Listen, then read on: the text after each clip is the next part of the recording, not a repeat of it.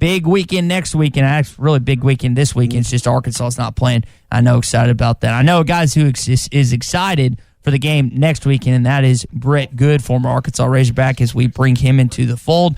Brett, as we get closer and closer to this Texas A&M game, you were the guy before the season that said this team could win 4 or 5 games, and a couple people laughed at you, a couple Arkansas fans laughed at you. Man, through 4 games, your prediction doesn't seem too far off.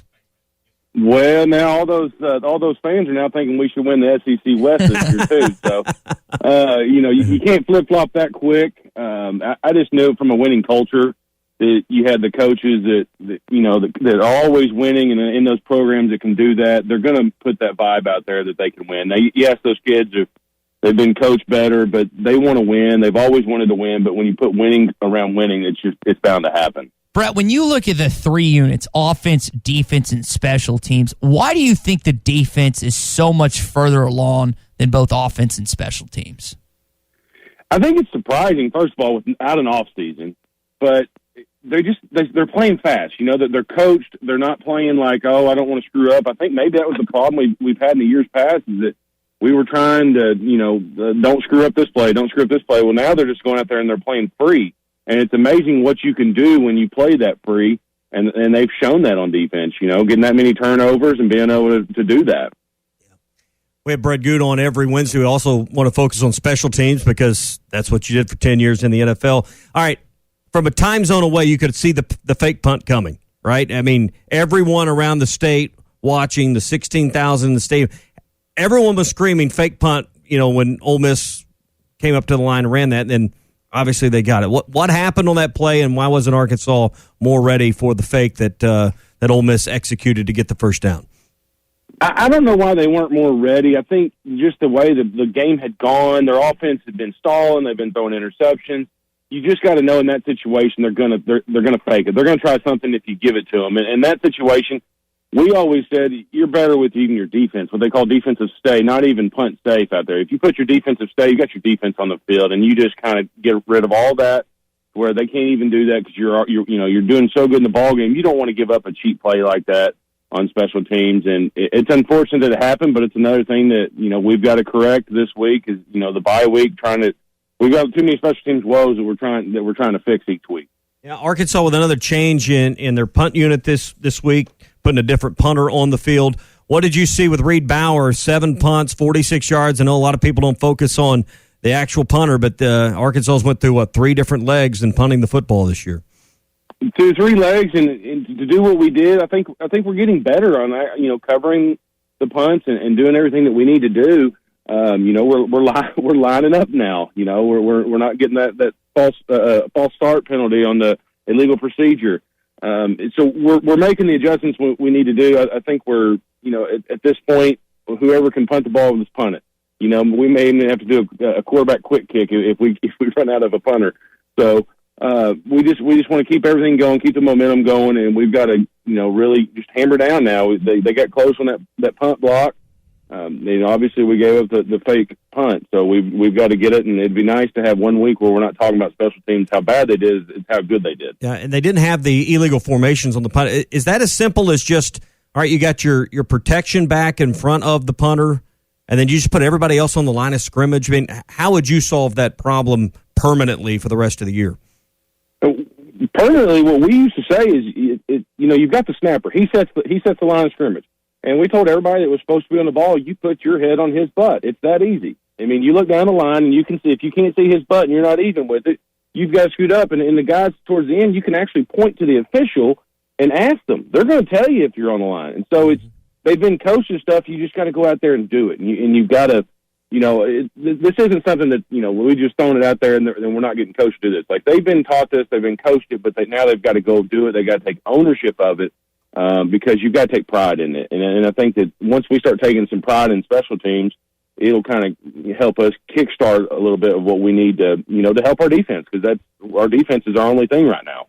Former Razorback Brett Goode of Henderson Phillips Solutions, former Green Bay Packer, former Arkansas Razorback with us on the Morning Rush. Brett, your former head coach, Houston Nutt, won the SEC Coach of the Year 2006 and 2001. Early on, what percentage do you give Sam Pittman winning Coach of the Year this season?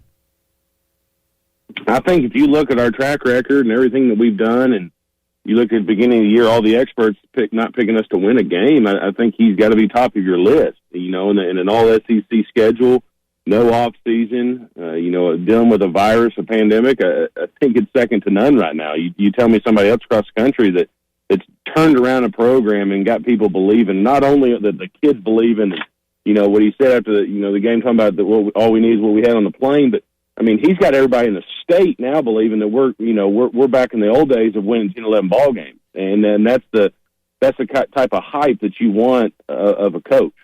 Do you think there's a win total that he has to reach? Because I know it's going to be difficult if Nick Saban gets back to an SEC championship, or if Kirby Smart makes it, or if Dan Mullen makes it for the first time as head coach in Florida. Do you think there's a win threshold that Sam Pittman has to reach in order for him to lock that award down? I'm sure there is, and you're probably looking at the 7-win mark. It shouldn't be, honestly, but it's like the Heisman Trophy. That goes to the best player on the best team. I mean, the rules of what the awards were started out meant to be is Coach of the Year. And if you turn around a program that has been in the dumps for years and nobody talked about you, you're the laughing stock, and then you get them and make them respectable, I think that just solidifies it that you're the Coach of the Year. Brett Goode with us here on the Morning Rush. You get the bye week where you need to heal up. We were talking earlier in the show about, you're getting a lot of praise, a lot of pats on the back. I think the bye week's perfectly timed for that, so you can get through a week of that and maybe get the focus on beating A&M, a good quality team that's in the top 10. This program had a lot of pats on the back the last 2 or 3 years, so being able to handle that.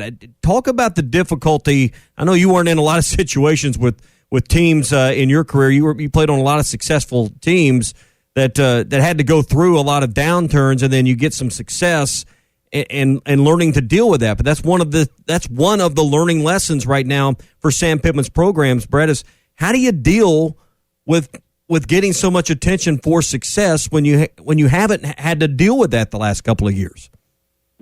It's tough, especially for a lot of those guys. But you got to remember, some of those guys have won on the high school level, so they know how to handle success. And the coaching staff, I think they're going to hammer it and really tell these guys, remember, like, nobody gave you credit. Nobody gave you a chance all year long. Don't start listening to the hype.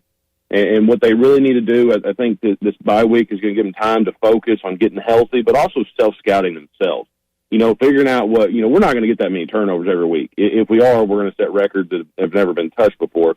So we've got to self-scout ourselves and really figure out how we can get better on defense and how we can, make that next step on offense and special teams. If we get our offense and special teams playing consistent, then, we can get to that, maybe 7-8 win. But that's a stretch. But if we get that consistency of play, of getting first downs, we don't have to go out there and score every time, but they've got to have that mentality that we just need to get a couple of first downs.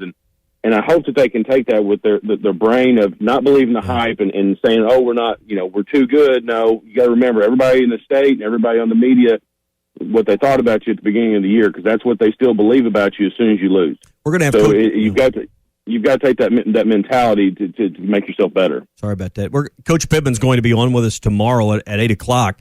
As a former player, what would you want to know most? I'm going to have you do some of my work for me, some of my show prep. So as a former player, what do you want to know most about what's going on behind those four walls right now? Kind of what I just said. I want to know, the self-scouting. We used to call it cross-the-hall coaching. If, we get Odom and Bryles together, and how are you attacking our offense? How are you attacking our defense? Just another mind of talking about trying to improve, on what we're doing, and even on special teams. Like, let's go back to basics, and how can we improve our team to play consistent and to play? We've got 2 wins, and what's sad and crazy about that, at the beginning of the year, everybody talking about our team and what they didn't think we were going to do, but we've got 2 wins, and we haven't played a consistent full ball game of all 3 phases. So how good can we be if we put all 3 of those together? And I think that's what I want to know from Coach is how can we get those 3 phases playing together on the same game? And like you said a minute ago, is keeping the guys just level-headed, and because we've got to keep them level-headed and not believe the hype. Because you also don't want to get out there and do something stupid that's going to hurt your teammates, where you either get a virus or you do, something crazy, and you don't want to hurt the football team. Yeah. Brett Goode with us, Henderson Phillips Solutions. Brett, a couple NFL questions before you let you go. Dallas Cowboys, it's looking very tough for Mike McCarthy. He's your former head coach. What does he have to do to turn this season around? Can he get his quarterback off the IR? Yeah. That's unfortunate. You lose a quarterback. You lose, you lose the whole offseason with the pandemic. You go in, you lose a quarterback. You have no preseason. You're trying to instill a new culture. And I think with the NFL compared to college, you're only dressing 46 guys out there, and you've got a salary cap issue of where you're getting other players. His offensive line has gotten beat up really bad. Mm-hmm. He just last week got some defensive guys back, but obviously they didn't help. I think they were, they were still a little banged up. So I think just trying to change that culture as well, and trying to get them on the winning page. And I know there was some stuff in the media come out that the players are saying that they were unprepared. So you don't want that stuff coming out in the media. So there's something going on in the locker room there, and hopefully they can get it turned around. But if not, I wouldn't be surprised if Jerry Jones fires him. If there's a big deal, that's a reality of the NFL. And the other game Monday night, the Chiefs bounced back after losing to Las Vegas the previous week, which is a bitter rival between those two. Your thoughts on the Chiefs as they're trying to get back to the Super Bowl and win 2 in a row? Exactly. They had a good bounce back, and that's what, when we talk about with Arkansas playing all 3 phases, the Chiefs has one of the best special teams coordinator in the NFL for a long time. He used to be in Chicago, and they had Devin Hester, and we used to hate playing him because of the schemes he put in. But they're a full team, and you've got to go out and play a complete game against the Chiefs to have a chance to win. But the likelihood of them winning are still high when you have Mahomes back there being able to throw to all of his targets. They're running the ball well, they're passing the ball well, and then, you get down in that third down situation, and, you don't know if you're going to run it, throw it, he's going to underhand pitch, or if he's going to run it himself. So there's a lot for a defense to take in against the Chiefs, and frankly, their defense is one of the best in the NFL. So they've got a complete team, and it's going to be exciting to see them continue this. All right, always good stuff from Brett. With us every Wednesday. You can listen in and make an appointment with yourself to listen every Wednesday if you want to know what's going on with special teams. We got the best there is here with us. Also, if you want to know about insurance, make an appointment with Brett right now at 479-651-2292. You're off the field, but now you're on the winning team with Henderson Phillips Employer Solutions. Brett, tell everybody what you're doing.